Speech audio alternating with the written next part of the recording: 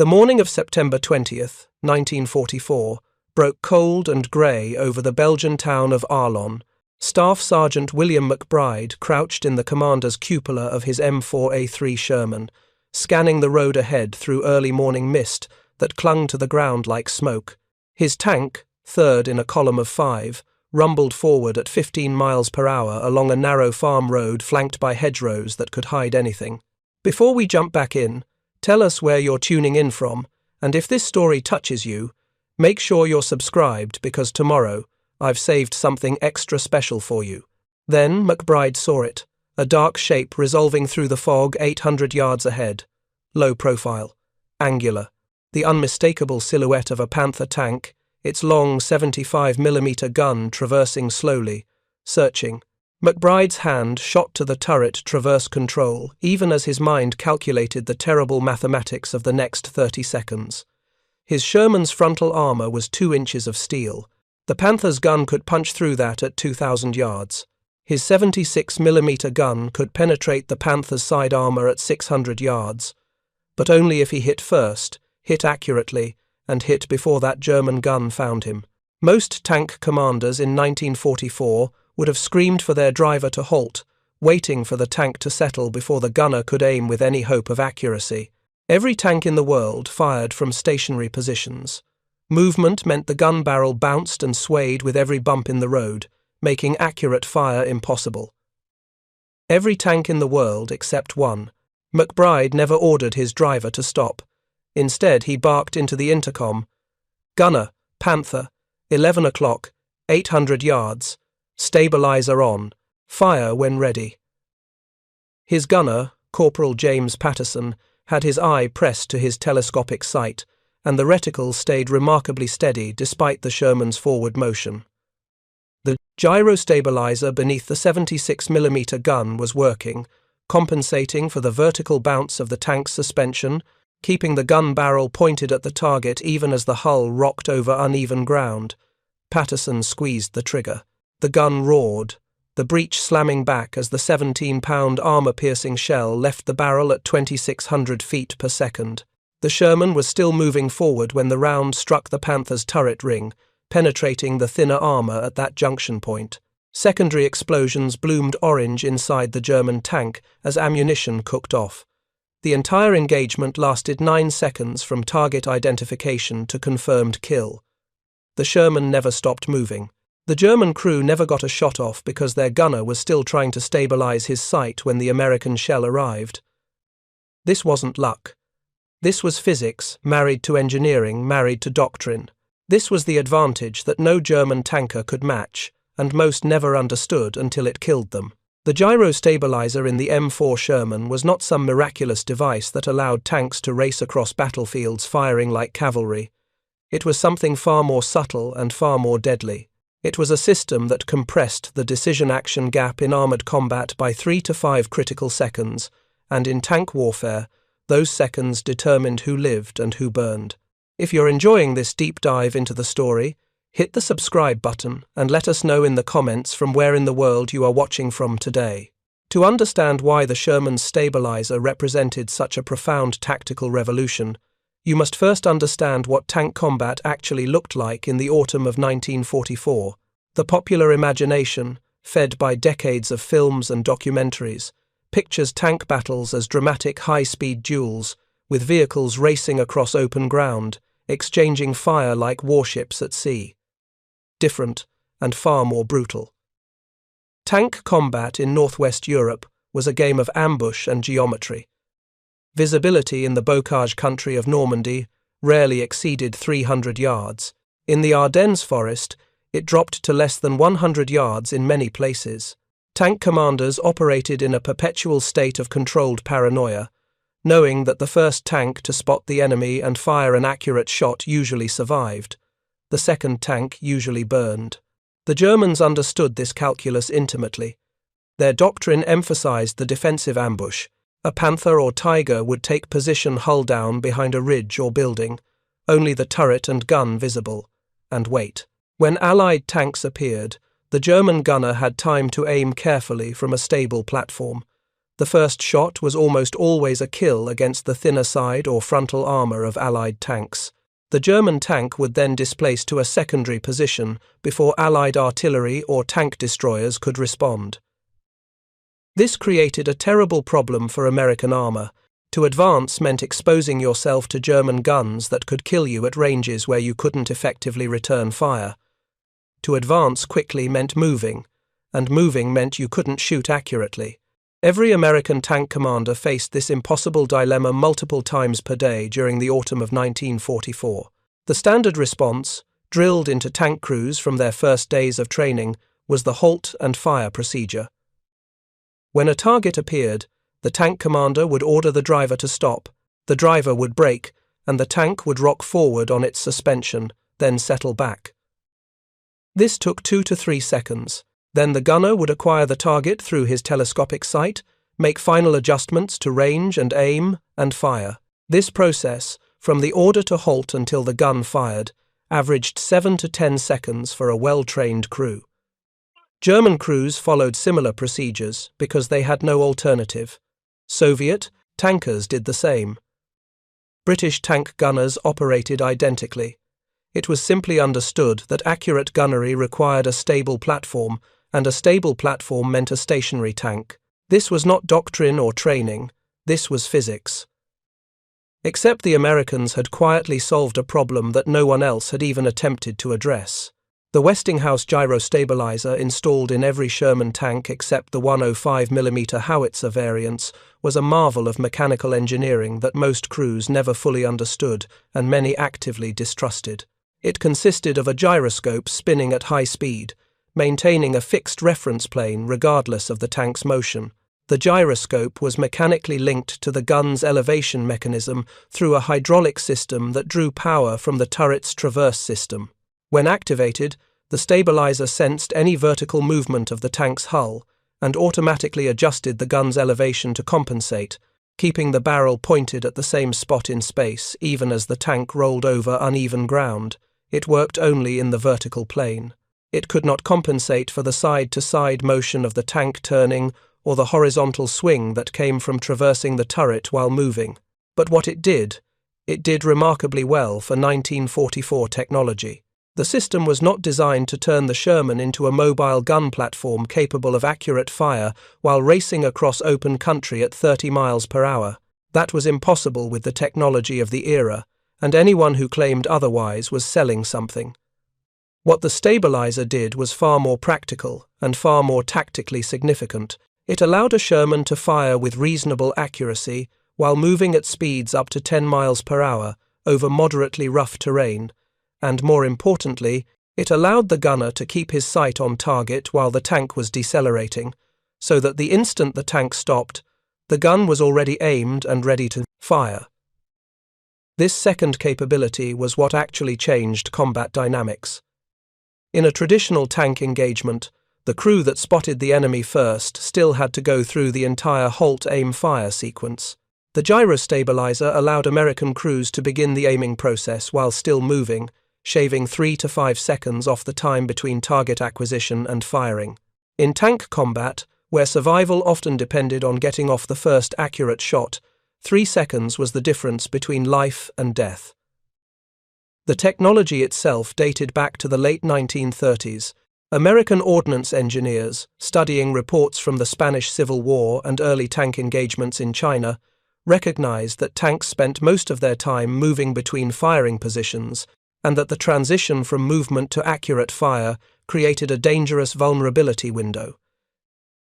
If a tank could maintain aim while moving, that window would close. The first practical stabilization system was tested in 1941 on the M3 Lee medium tank, the Sherman's awkward predecessor with its hull-mounted 75mm gun. The system worked well enough that when the M4 Sherman entered production in February 1942, the stabilizer was standard equipment. Every Sherman rolling off assembly lines at 11 different factories across America had a Westinghouse gyro stabilizer installed as part of the basic design. The early stabilizers were complex devices that required careful setup and calibration. A specialized mechanic needed to adjust the gyroscope's spin rate, calibrate the hydraulic response curves, and ensure the mechanical linkages were properly aligned. This setup procedure could take 30 minutes and required tools and expertise that most tank units didn't have when they first received their vehicles in 1942 and 1943.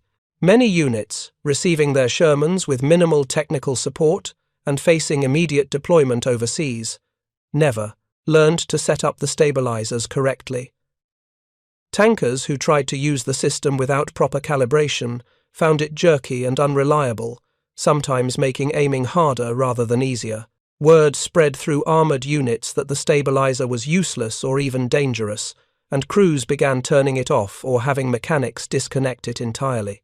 This created a strange situation where American factories were installing a revolutionary piece of technology that gave American tanks a profound tactical advantage, but many American tank crews were ignoring it or actively removing it because they didn't understand how to use it properly. German intelligence officers who examined captured Shermans noted the stabilizer system and recognized its potential significance, but German reports from the field suggested that American crews rarely used it, leading German analysts to conclude it must not work as intended. The reality was more complicated. Some units, blessed with experienced maintenance personnel or officers who took the time to understand the system, learned to use the stabilizer effectively and swore by it. Other units, lacking that institutional knowledge, dismissed it as American over-engineering that complicated a simple machine. The U.S. Army, recognizing this problem, began intensive training programs in 1943 to teach armored crews how to properly employ the stabilizer. By mid-1944, as new tank battalions prepared for the invasion of Europe, the stabilizer training had improved dramatically. Crews learned that the system worked best at speeds below 15 miles per hour. They learned to activate it when approaching areas where enemy contact was likely. They learned that the gunner should keep his eye in the sight while the tank was moving, allowing him to track targets smoothly as the tank advanced. Most critically, they learned that the stabilizer's greatest value wasn't shooting while moving, but being ready to shoot instantly when stopping. The second-generation stabilizer, installed in large-hatch Shermans produced from late 1943 onward, was significantly improved. The Westinghouse engineers had simplified the setup procedure and made the hydraulic response smoother. These later stabilizers could be activated and calibrated by the crew in less than 5 minutes, using basic procedures outlined in the tank commander's manual. Crews who learned to use this improved system discovered a capability that no German or Soviet opponent possessed. Lieutenant Colonel Wilson Hawkins, commanding the 2nd Battalion, 33rd Armored Regiment of 3rd Armored Division, conducted his own testing of the stabilizer system during training in England in early 1944. Hawkins had his tank crews fire at stationary targets while moving at speeds from 5 to 15 miles per hour over rough ground with the stabilizer engaged. The results surprised even him. At 5 miles per hour, hit rates on targets at 400 yards were nearly 60%. At 10 miles per hour, hit rates dropped to roughly 35%. At 15 miles per hour, accuracy fell to around 20%. These numbers sound unimpressive until you consider that without the stabilizer, hit rates while moving at any speed above walking pace were effectively zero. A 35% hit rate while moving at 10 miles per hour meant that a platoon of 4 Shermans advancing on an enemy position could expect 1 or 2 hits before having to halt and engage in conventional stationary gunnery. More importantly, it meant that German defenders, expecting American tanks to halt before firing, suddenly faced incoming accurate fire from targets that were still moving and therefore harder to range precisely. Hawkins became an evangelist for stabilizer employment. He required every tank commander in his battalion to conduct similar firing tests and submit reports on their results. He incorporated stabilizer tactics into his training scenarios. By June 1944, when 3rd Armored Division landed in Normandy, Hawkins' battalion was among the most proficient users of the stabilizer system in the entire European theatre of operations. The technology represented something uniquely American in its approach to military problems. Where German engineering pursued perfection through precision and complexity, American engineering sought adequate performance through robust simplicity. married to mass production. The gyrostabilizer was not a perfect solution. It was an adequate solution that could be manufactured in quantity and that worked well enough to provide a measurable tactical advantage when used by trained crews. Preparing and narrating this story took us a lot of time, so if you are enjoying it, subscribe to our channel. It means a lot to us. Now, back to the story. German engineers, examining captured Shermans at the Kummersdorf proving ground south of Berlin, recognized the stabilizer's significance and attempted to develop similar systems for German tanks. But Germany in 1943 and 1944 lacked the industrial capacity to add new systems to tanks that were already straining production capabilities. The Panther and Tiger tanks, magnificent as they were in terms of armor and firepower, would never receive gun stabilization. Their crews would continue to fight using halt and fire tactics that dated back to World War I. Soviet tank designers, receiving Shermans through Lend-Lease, studied the stabilizer system intensively. Soviet tankers reported that the M4A2 Shermans they received were significantly more effective in mobile engagements than their own 34 medium tanks.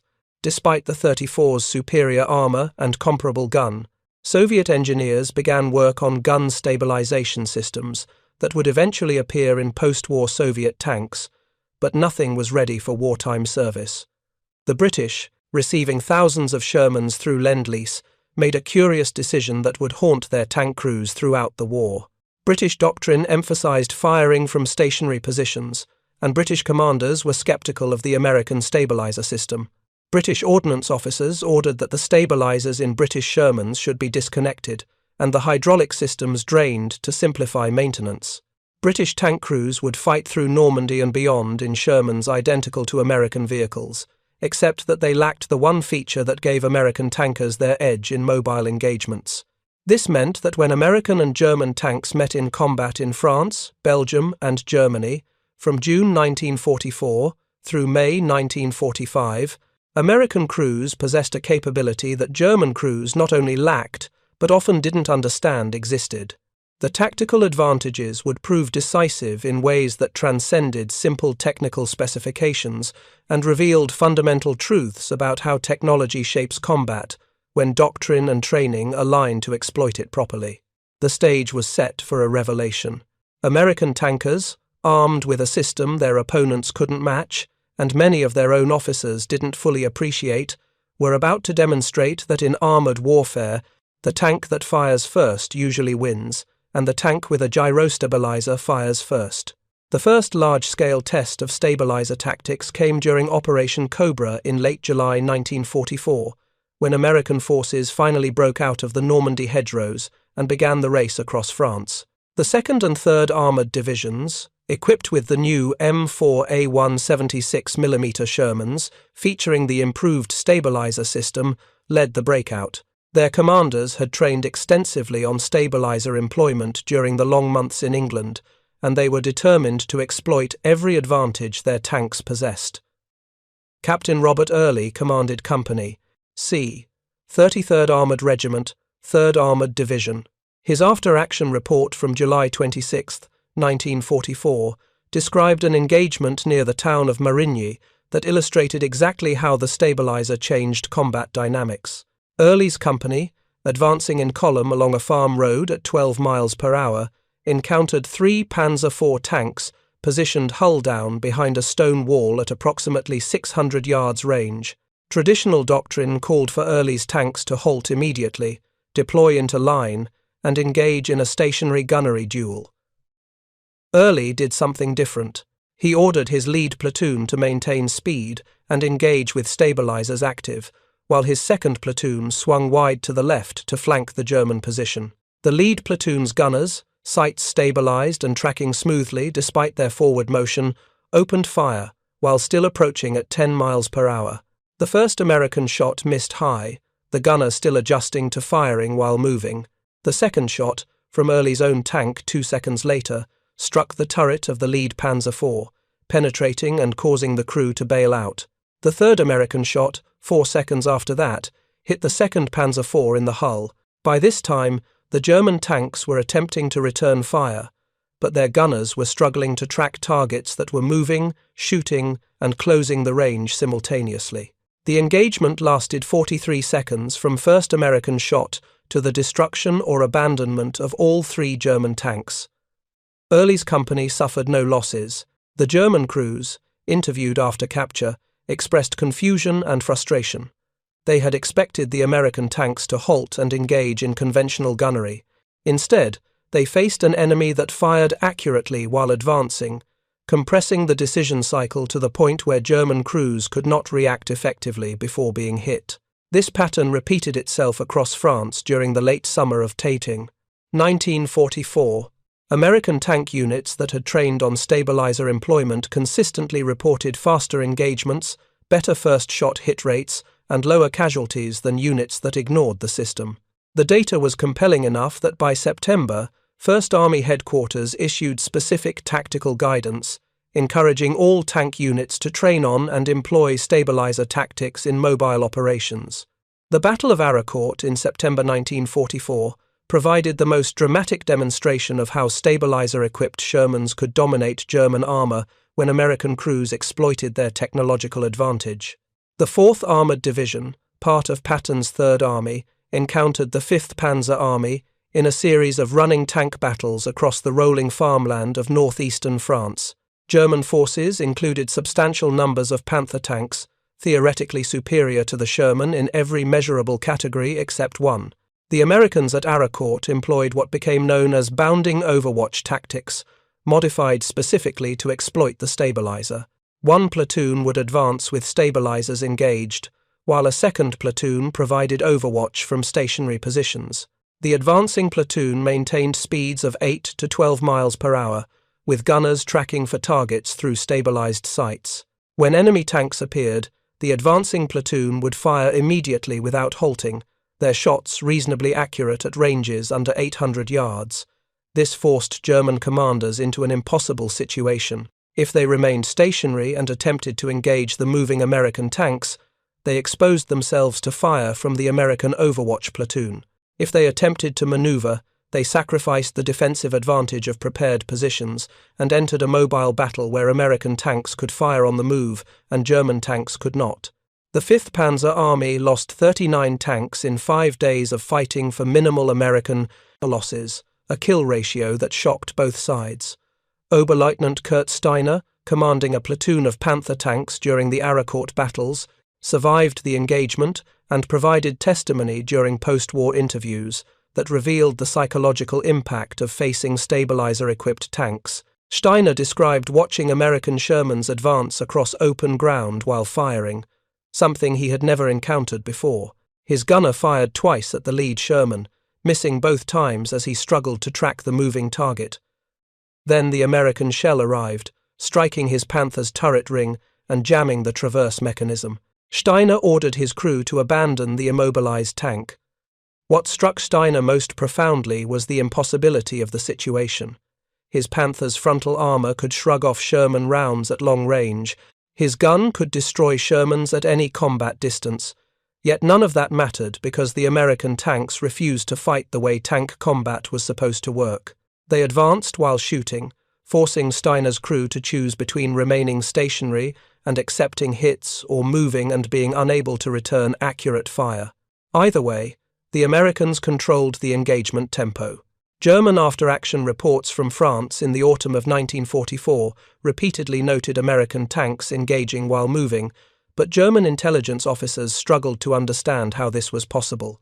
Some reports attributed it to superior American optics. Others suggested that American gunners simply fired wildly while advancing, accepting low hit rates in exchange for suppressive effect. A few reports mentioned a mechanical stabilization system, but most German analysts dismissed this as unlikely, given the technical complexity such a system would require. The truth was that German intelligence had identified the stabilizer system in 1943 when examining captured Shermans, but German field commanders had not connected this technical curiosity to the tactical phenomenon their tankers were reporting. The institutional knowledge existed in German technical reports, but it never reached the officers who needed it most. German tankers continued to face stabilizer-equipped Shermans throughout the war, without fully understanding the source of the American advantage. Not every American unit exploited the stabilizer effectively. Some commanders, schooled in traditional armor doctrine, remained skeptical of firing while moving and ordered their crews to employ conventional halt-and-fire tactics even when their tanks had functional stabilizers. Other units suffered from inadequate training or maintenance problems that rendered their stabilizers unreliable. The advantage existed, but it required training, doctrine, and leadership to realize its potential. If you find this story engaging, please take a moment to subscribe and enable notifications. It helps us continue producing in-depth content like this. Lieutenant Thomas Worthington commanded a platoon in the 7th Armored Division during the Battle of the Bulge in December 1944. His experience illustrated both the potential and limitations of the stabilizer system. On December 18th, near the town of Street Park, Worthington's platoon encountered a column of German armor, including at least 2 Tiger tanks advancing through morning fog. Visibility was less than 400 yards, and the terrain offered no good defensive positions. Worthington made a decision that would have seemed suicidal by conventional doctrine. He ordered his 4 Shermans to advance directly toward the German column at maximum speed, roughly 20 miles per hour, with stabilizers engaged.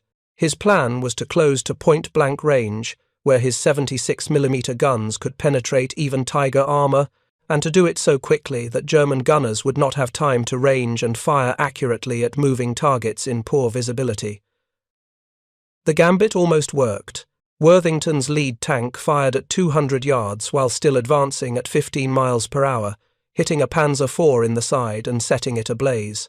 His second tank fired immediately after, the round striking a Tiger's track and immobilizing it. But the stabilizer could only do so much. At 20 miles per hour over rough ground, even with stabilization, accuracy was marginal. Worthington's 3rd and 4th tanks missed their shots, and by then the German column had reacted. A Tiger's 88mm gun tracked Worthington's lead tank and fired, the massive round punching through the Sherman's frontal armor and detonating the ammunition inside. The tank exploded, killing all 5 crew members instantly. Worthington's own tank was hit seconds later, though the crew survived and bailed out. The engagement ended with 2 Shermans destroyed, 2 abandoned, and 3 German tanks damaged or destroyed. Worthington's aggressive tactics had inflicted damage, but at devastating cost. The lesson was clear. The stabilizer provided an advantage, but it was not magic. It could not make thin armor thick or transform a medium tank into a heavy tank. It compressed the decision cycle and allowed American crews to maintain offensive pressure in situations where conventional tactics would require halting and accepting defensive posture. But physics and armor penetration and weight of fire still mattered. The stabilizer changed the tactical calculus. It did not eliminate the fundamental vulnerabilities of medium tanks facing heavy armor. The most successful American tank commanders understood this distinction. They used the stabilizer to seize initiative, to force German crews into reactive postures, to maintain momentum in fluid situations. They did not use it to charge directly at superior German armor in open ground, because that was simply trading American advantages for German advantages. The technology enabled new tactics, but those tactics still require judgment about when and how to employ them. By early 1945, as Allied forces pushed into Germany itself, American armored doctrine had fully incorporated stabilizer employment into standard operating procedures. Training manuals emphasized the system's capabilities and limitations. Tank commanders were taught to activate stabilizers when operating in fluid situations where enemy contact was likely. Gunners practiced tracking targets while moving, building the muscle memory needed to employ the system effectively under combat stress. German resistance in the final months of the war was often desperate and disorganized, but individual German tankers remained dangerous opponents. American crews who had mastered stabilizer tactics continued to demonstrate their advantage in small unit engagements. A Sherman platoon could advance through a contested town with stabilizers active, gunners tracking windows and alleys for anti-tank teams, and fire immediately when threats appeared without the delay of halting and settling the tank. The psychological effect on German defenders was significant. Soldiers who had learned to wait for American tanks to halt before exposing themselves to fire anti-tank weapons now faced tanks that could shoot while moving, eliminating the predictable pause that defenders had counted on. American tankers reported that German infantry often broke and ran when faced with advancing Shermans that fired continuously, even though the actual hit rate while moving was modest. The stabilizer's tactical value extended beyond simple gunnery. Tank commanders using stabilized sights for observation could scan terrain while moving without the bouncing and swaying that made observation through conventional sights difficult in moving vehicles. This allowed commanders to spot threats earlier and maintain better situational awareness during advances. The technology served multiple functions that collectively enhanced combat effectiveness in ways that pure gunnery statistics could not capture. Soviet observers, studying American armor operations in the final months of the war, took extensive notes on stabilizer employment. The Red Army had received over 4,000 M4A2 Shermans through Lend-Lease, and Soviet tankers reported that these vehicles were more effective in mobile operations than the 34, despite the 34's theoretical superiority in armor and firepower. Soviet engineers began intensive work on gun stabilization for post-war tank designs, recognizing that the Americans had identified a critical capability. When the war in Europe ended in May 1945, American armor had compiled a combat record that validated the stabilizer concept. Tank battalions that employed stabilizer tactics consistently achieved better exchange ratios and lower casualty rates than comparable units that did not. The data was not overwhelming because so many other factors affected combat outcomes, but it was statistically significant. The technology worked when properly employed. The Sherman's gyrostabilizer was not the reason the Allies won World War II.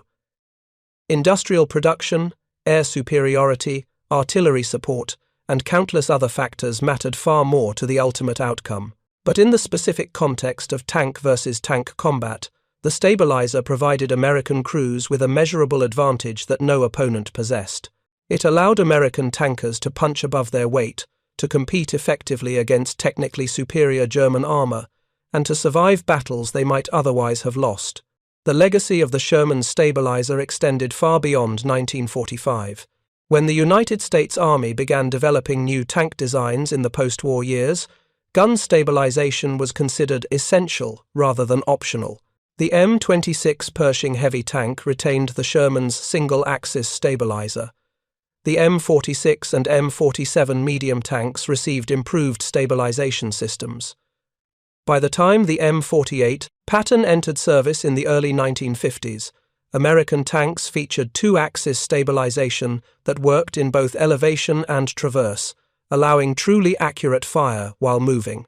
The British, who had disconnected the stabilizers in their wartime Shermans, reversed course after the war. The Centurion tank, entering British service in 1948, featured the first production two-axis stabilization system, drawing heavily on lessons learned from observing American stabilizer employment. British tankers who had fought in unstabilized Shermans during the war were amazed by the difference proper stabilization made in combat effectiveness. The Soviet Union, which had received extensive technical data on the Sherman stabilizer through Lend-Lease, incorporated gun stabilization into the T-54 medium tank in 1954. The STP-1 stabilizer complex provided two-axis stabilization and became standard on virtually all Soviet tank designs from that point forward. Soviet doctrine emphasized mobile warfare, and stabilization fit perfectly with Soviet operational concepts that prioritized speed and offensive action. The Germans, ironically, were the last major power to adopt gun stabilization. West German tank forces in the 1950s initially operated American M47 and M48 tanks equipped with stabilization. But when Germany designed the Leopard 1 in the 1960s, early versions lacked stabilization due to cost considerations. Later, Leopard variants added stabilization, but Germany's late adoption reflected the fact that wartime Germany had never developed institutional knowledge about stabilized gunnery doctrine. Modern main battle tanks universally feature sophisticated stabilization systems that would have seemed like science fiction to 1944 tankers. Contemporary stabilizers compensate for movement in all axes, maintain aim automatically even during violent maneuvers, and allow accurate fire while moving at highway speeds across rough terrain. The technology has evolved enormously, but the core concept remains identical to what Westinghouse engineers developed in 1941. Keep the gun pointed where the gunner aims it, regardless of what the tank is doing. Ukrainian forces employing Western tanks against Russian armor in recent conflicts have rediscovered the same tactical principles that American tankers learned in 1944. Stabilization allows offensive action, allows maintaining initiative, allows forcing opponents into reactive postures. Russian tanks, while featuring stabilization systems, often operate from static defensive positions due to tactical doctrine and crew training. The tank, with better stabilization and doctrine to exploit it, controls the engagement tempo, just as Sherman's did against Panthers 80 years ago. The Sherman's gyro stabilizer represented something profound about American approaches to military technology. It was not the most powerful gun or the thickest armor. It was a subtle capability that, when properly employed by trained crews operating under sound doctrine, provided a consistent tactical advantage. It was adequate technology produced in quantity and used effectively, defeating superior technology produced in limited numbers and employed rigidly. Staff Sergeant William McBride, whose engagement opened this story, survived the war. In a 1948 interview, he reflected on his experience as a Sherman tank commander in Europe. He was asked whether he had ever felt outgunned facing German armor. His response captured something essential about the stabilizer's impact. He said that he had certainly faced better armored and better armed German tanks, but he had never felt helpless because his Sherman gave him the ability to act rather than simply react. The stabilizer, he said, meant that he controlled when and how engagements happened, and that sense of control made all the difference. That control was the real advantage. Not perfect accuracy while moving at high speed. Not invulnerability to enemy fire. Just the ability to maintain initiative, to keep pressure on opponents, to fire 3 seconds faster than doctrine said was possible. In combat, where survival often depended on who shot first, 3 seconds was everything. The tank destroyer crews who operated M18 Hellcats with their shoot and scoot tactics understood a complementary truth. Speed was armor when employed correctly. Sherman crews with stabilized guns understood the corollary. Initiative was armor when you could shoot first and shoot while advancing. The Germans built technically superior tanks and still lost the armored war because American tankers had learned to fight differently, exploiting capabilities their opponents lacked. The gyrostabilizer sits in museums now, a mechanical assembly of gyroscopes and hydraulics that looks almost quaint compared to modern fire control systems with laser rangefinders and digital computers. But walk around a preserved Sherman, see the Westinghouse stabilizer mounted below the gun, and recognize what it represented. This was the device that allowed American crews to fire on the move, to compress the engagement cycle, to survive battles against heavier armor by refusing to fight on enemy terms. The Germans built the Tiger and the Panther, magnificent tanks that inspired awe and fear. The Americans built the Sherman with a gyro stabilizer and taught their crews to use it. The Tigers and Panthers are museum pieces now, monuments to engineering excellence that could not overcome industrial reality.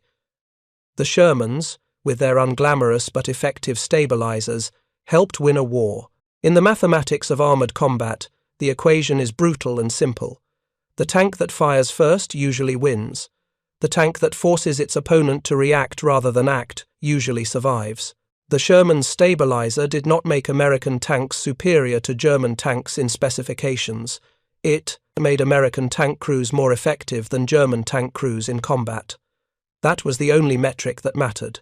The stabilizer taught tankers and designers a lesson that echoes through every generation of armored vehicles since. Survivability comes not from thicker armor or bigger guns alone, but from the ability to control engagement dynamics. The best defense is forcing your opponent to fight your fight, on your terms, at your tempo. Technology that enables that control is more valuable than technology that simply adds weight or firepower. American tankers in France, Belgium, and Germany in 1944 and 1945 learned to trust their stabilizers, learned to advance while firing, learned to maintain pressure on opponents who expected them to halt. They learned that 3 seconds of advantage, repeated across thousands of engagements, translated into thousands of lives saved and battles won. They learned that adequate technology employed brilliantly defeats perfect technology employed conventionally. The story of the Sherman stabilizer is not a story of American tanks dominating German armor through technological superiority. It is a story of American crews exploiting a subtle advantage that most people never noticed and many commanders did not fully understand. It is a story about the difference between specifications and effectiveness, between engineering perfection and tactical reality, between what looks impressive and what actually works in combat. The Germans tested, captured Shermans, and noted the stabilizer with professional interest. They recognized it as advanced technology, but they never quite grasped what it meant tactically, never understood how those 3 seconds of faster engagement time would accumulate across thousands of battles into strategic advantage. They saw the trees but missed the forest, cataloguing the technology without understanding its implications. American tankers saw it clearly because they lived it. They felt the difference between halting and aiming versus aiming while moving. They experienced the psychological advantage of maintaining offensive action versus accepting defensive posture. They counted the survival rates of crews who used stabilizers versus crews who did not. The data was written in burning tanks and surviving crews, the only statistics that ultimately mattered. Up next, you've got 2 more standout stories right on your screen. If this one hit the mark, you won't want to pass these up. Just click and check them out. And don't forget to subscribe and turn on the notification bell so you don't miss any upload from us.